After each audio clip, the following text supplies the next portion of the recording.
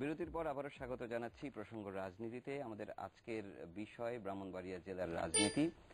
স্টুডিওতে উপস্থিত আছেন জেলা বিএনপির সভাপতি advocate vice chairman central vice chairman এবং অ্যাডভোকেট হারুন আল রশিদ, এবং আছেন রওয়া ওবায়দুল মুক্তাদির চৌধুরী, সদর আসনের এমপি। আপনার কাছে আসবো তার আগে একটু দুটো ফোন এসছে, আমরা একটু ফোনের প্রশ্নগুলো একটু নিয়ে আসি। দর্শক বলুন। হ্যালো, আসসালামু আলাইকুম। ওয়ালাইকুম আসসালাম। আমি তানজিদ চৌধুরী বলছিলাম ব্রাহ্মণবাড়িয়া থেকে। জি, আমার প্রশ্নটা এটাই, আমি কারো কাছে প্রশ্ন করতে চাই না, আমি একটা কথাই বলতে চাই। তার মানে আমাদের যে ব্রাহ্মণবাড়িয়া বিগত আমলে, যে আওয়ামী লীগ সরকারের আমলে যে সন্ত্রাসী, চাঁদাবাদী, ছিনতাইকারী, খুন খারামি হয়েছিল, সেটা এখন মুক্তাদির চৌধুরীর আমলে সেটা আমরা দেখতে পারতেছি না, এখন নাই সেটা। এটাই কি তার মানে এতদের সুষ্ঠু এবং পরিষ্কার একটা, তার মানে কোন সমস্যা নেই, ব্রাহ্মণবাড়িতে সন্ত্রাস নেই, চাঁদাবাদী নেই, কোন ইয়া নেই, ছিনতাইকারী নেই, টেন্ডারবাদী নেই, এরকম কি দলীয় কোনো ক্যাটার নেই সে জায়গায়? কি এরকম আমি দেখছি যে কসিমুল্লাহ যে সাবেক মেয়র, উনি একটা কথা বলছে যে মুক্তাদির চৌধুরীর বিপক্ষে, এবং সে জায়গায় আপনার প্রশ্ন বুঝতে পেরেছি। দর্শক, আমরা এই বিষয়ে কথা বলবো। আরেকজন আছেন সম্ভবত আমাদের টেলিফোনে, আপনি আপনার প্রশ্ন করুন পরিচয় দিয়ে। আসসালামু আলাইকুম। আমি মাননীয় দুজন অতিথিকে সালাম জানাচ্ছি।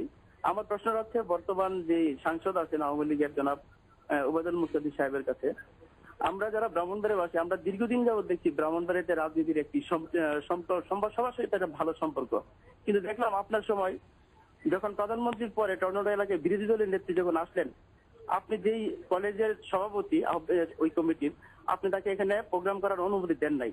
তারা আপনার কাছে লিখিতভাবে আবেদন জানানোর পরও আপনি তাদেরকে লিখিতভাবে জানিয়ে দিয়েছেন এখানে আপনি করতে দিবেন না। এটা কি জন্য? ধন্যবাদ আপনাকে। আমি আসছি, আপনাকে এই প্রশ্ন নিয়ে একটু পরে আসছি। আমি একটু অ্যাডভোকেট হারুন আল রশিদ, যে বিষয়ে আমরা আলাপ করছিলাম যে এলাকার উন্নয়ন। দুঃখিত, প্রথমে উনি তো আমাকে খুব শ্রদ্ধা করেন, কথা বলছেন, আমি ওনাকে খুব স্নেহ করি। যে কথাগুলো বলছেন একটু সত্য না। উন্নয়ন যদি হয়ে থাকে আমাদের আমলে হয়েছে, এবং যদি রাস্তাঘাট, ব্রিজ, স্কুল, কলেজ এগুলো যদি হয়ে থাকে আমাদের আমলে হয়েছে। যেমন আমি স্পেসিফিক বলি, একটি প্রাইমারি স্কুল আর বাকি নাই আমাদের আমলে যেখানে আমরা বিল্ডিং না করি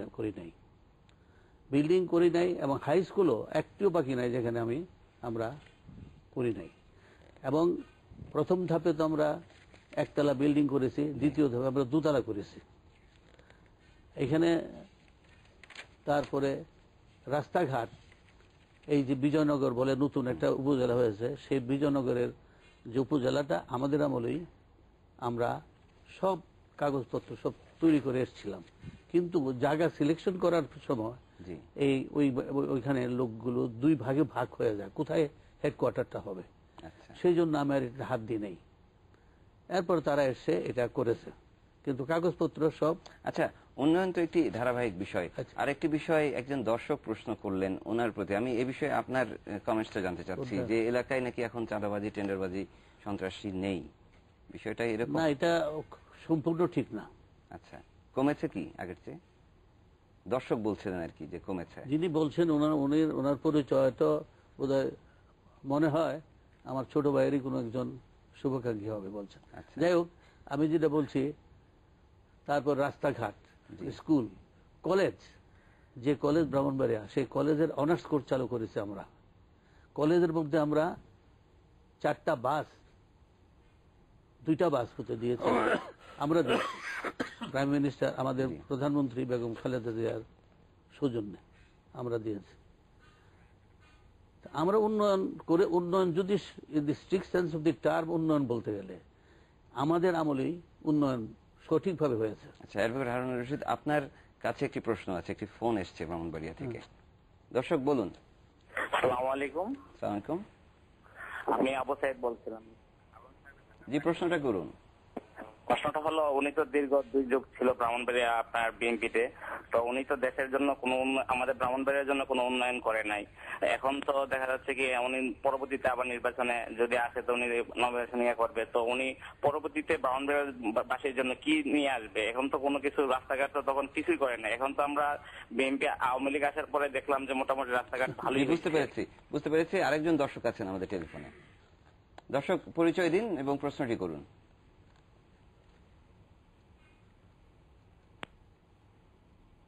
সম্ভবত লাইনটি বিচ্ছিন্ন হয়ে গেছে। একটু বলবেন যে সামনে তো নির্বাচন আসছে, সামনে আমি যে বলছিলাম উন্নয়ন যদি বলতে হয় ব্রাহ্মণবাড়িয়াতে আমাদের আমলে হয়েছে। উনার যে 2 বছর বা 3 বছর 4 বছর গেলেন, জি জি, আমার তো মনে হয় না কিছু করেছেন উনি। তবে একটা জিনিস করতে পেরেছেন, যেটা আমরা সবসময় মনে করি, আমাদের দেশে একটা কথা আছে চাপাবাজি। চাপাবাজিটা ওনারা সবচেয়ে ভালো করে। এটা আমি with all respect to him, আমি ওনার কাছেও আসবো এই বিষয়ে। আমি বলতেছি কারণ ওনার কাছে উন্নয়নের তালিকা দেখছি, উনি তালিকা আমার কাছেও আছে। আচ্ছা, তালিকায় মুখস্থ বলতে হবে, লেখা আনতে হবে না, লিখতে হবে না। কারণ আমি বলছি তো আমি তৃণমূলের মানুষ। উনি ইম্পোজড, হি ওয়াজ এ ব্যুরোক্র্যাট। যদিও রাজনীতি করে যে শুনছি তখন আমরা চিন্তামো না। মুক্তাদির রবিউল যে মানে একজন ছাত্র নেতা বা এই ছিলেন আমি জানতাম না। উনি যখন ওই মানে PS2 শেখ হাসিনা, তখন থেকে ওনার উদ্ভব উনি হলেন। আচ্ছা, এগুলো ব্যক্তিগত বিষয়। আমি হারুন ভাইকে আমরা একটু দর্শকের রেফারেন্সটুকু একটু আসি, যেহেতু দর্শক জানতে চেয়েছেন দুটি বিষয়। আপনার কাছে আসছি আমি, যেহেতু ওনার সাথে কথা বলছি, একটু জেনে নিই ছোট করে। সেটা হচ্ছে যে আপনি যদি সামনে আবার নির্বাচন করেন, একজন দর্শক বললেন যে আপনি আপনার সময়ও কিছুই করেননি। এটা সত্য কথা বলছি। আচ্ছা, তাহলে যদি এই সামনে নির্বাচনে যদি আপনি মনোনয়ন পান বা নির্বাচন করতে চান, সেক্ষেত্রে আসলে মূলত কোন বিষয়, কোন কথা নিয়ে আপনি আপনার ভোটারদের কাছে যাবেন? আমার তো উন্নয়নের ব্যাকগ্রাউন্ড আছে, আমার ঐতিহ্য আছে, ইতিহাস আছে। আমি যে কি করেছি এটা তো আমার বলতে হবে না। Our people will be our testimony to my statement. আমি একটু সদরের সাংসদের কাছে একটু যাই। একটি ফোন এসেছিল, সেখান থেকে আপনার প্রশংসাও করা হলো এবং আরেকজন কিন্তু বললেন যে আপনি বেগম খালেদা জিয়া বিরোধী দলীয় নেত্রী। আপনি নিশ্চয়ই, আমি নিজে বলি নাই, এটা হারুন ভাইও বলবেন একই কথা, আমি উত্তর দিচ্ছি। সেটা হলো যে বিরোধী দলের নেত্রী এখানে টর্নেডো হওয়ার 1 সপ্তাহ পরে উনি যাওয়ার প্রোগ্রাম করলেন। যাওয়ার প্রোগ্রাম উনি বিরোধী দলের নেত্রীর অফিস থেকে দিয়েছেন। সেই অফিস থেকে আমি স্থানীয় সংসদ সদস্য হিসেবে আমাকে কোনো কপি দেওয়া হয়নি। ওনারা আমাদের কলেজ মাঠ, বঙ্গবন্ধু শেখ মুজিব ডিগ্রি কলেজে কলেজ মাঠ ব্যবহারের অনুমতি চেয়ে অধ্যক্ষকে একটি চিঠি লিখেছেন। অধ্যক্ষের চিঠি অধ্যক্ষ আমাকে দেখিয়েছেন, আমি সভাপতি গভর্নিং বডির। তো গভর্নিং বডির সভাপতি হিসেবে আমি দেখলাম যে 1 এপ্রিল থেকে আমাদের আপনার এইচএসসি পরীক্ষা শুরু হবে। তো আপনারা জানেন যে একটি প্রতিষ্ঠানে এইচএসসি পরীক্ষা শুরু হতে গেলে তার একটা প্রিপারেশনারি ব্যাপার আছে। সেই জন্য আমরা বললাম যে এই মাঠটি, সামনের মাঠটি ব্যবহার না করে আপনি পেছনের মাঠটি ব্যবহার করেন। পেছনের মাঠটি এই মাঠটির সমান এবং সেটি ঈদগাহ ময়দান, এবং সেটার উপর দিয়েই কিন্তু পরবর্তীকালে উনি সামনের দিকে গেলেন, একই জায়গা দিয়ে। তো সুতরাং এই কথা অভিযোগ ঠিক নয় যে আমি মাঠ ব্যবহার করতে দেইনি। আমরা কিন্তু মাঠ ব্যবহার করতে দিয়েছিলাম, অল্টারনেটিভ মাঠ ব্যবহার করতে দিয়েছিলাম। আর একটা কথা আছে এই প্রসঙ্গে, তো উনি তো ত্রাণ দিতে গিয়েছিলেন।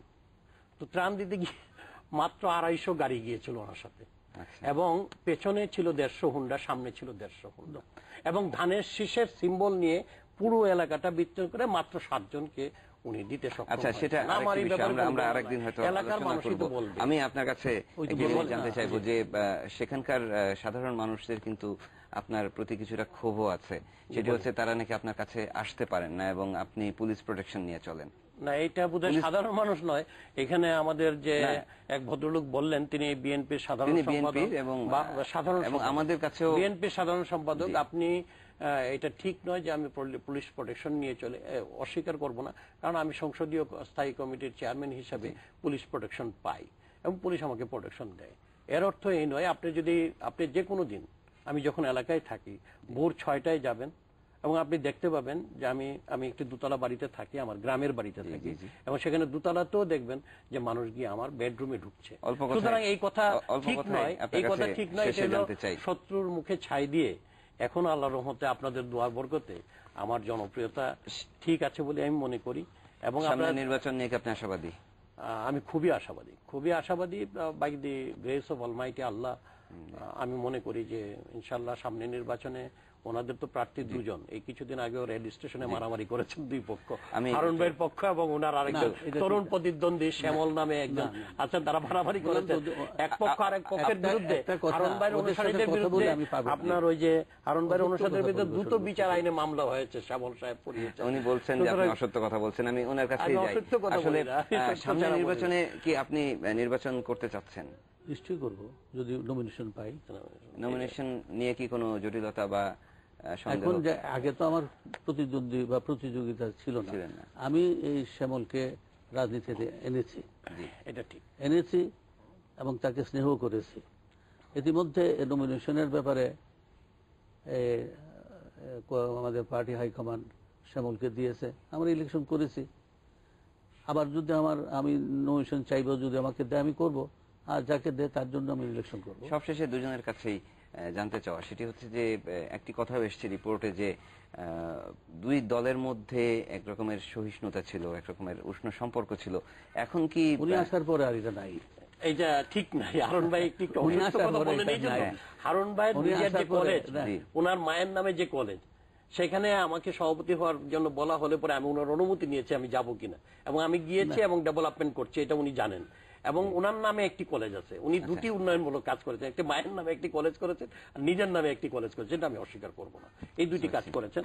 তো নিজের নামে যেটি কলেজ করেছেন সেখানেও আমাকে জোর করে সভাপতি বানানো হয়েছে, আমি যেতে চাইনি, যদিও আমি 4টি কলেজের সভাপতি, এই যে আপনার বর্তমানে যে আইন আছে আইন অনুযায়ী আমি হতে পারি, তারপর আমি যেতে চাই, কিন্তু ওনার অনুমতি নিয়েছি, সেই সম্পত্তি নেই এখন, ওনার অনুমতি নিয়ে আমি গিয়েছি, আপনার সামনেই তো ওনাকে I greeted him like anything. আমার সম্পত্তি ছোট ভাই হিসেবে স্নেহ করি, আমিও বড় ভাই হিসেবে, কিন্তু আর কোথায় সম্পত্তি হলো বলে সামাজিক যে প্রেক্ষাপট, আমাদের ব্রাউনবারের সামাজিক যে প্রেক্ষাপট, যে ছেলেটি প্রশ্ন করেছে আমি তাকে ধন্যবাদ দেই।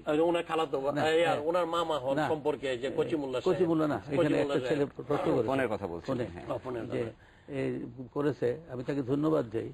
এটা কিন্তু তার ভবিষ্যতের জন্য একটা সতর্কতা বড় একটা কাজ করতে হবে। আপনাদেরকে অনেক ধন্যবাদ। আমাদের সময় ফুরিয়ে এসেছে, আমরা হয়তো আমাকে যে একটি মামলাতে মার্ডার কেসে আমাকে এই বিষয়গুলো নিয়ে আমরা হয়তো আরেকদিন আমরা বসবো। আপনাদেরকে অনেক ধন্যবাদ আমাদের স্টুডিওতে আসার জন্য। আজ এখানে শেষ করছি, আগামীকাল আবারও দেখা হবে অন্য কোনো জেলার রাজনীতি নিয়ে। সবাই ভালো থাকুন।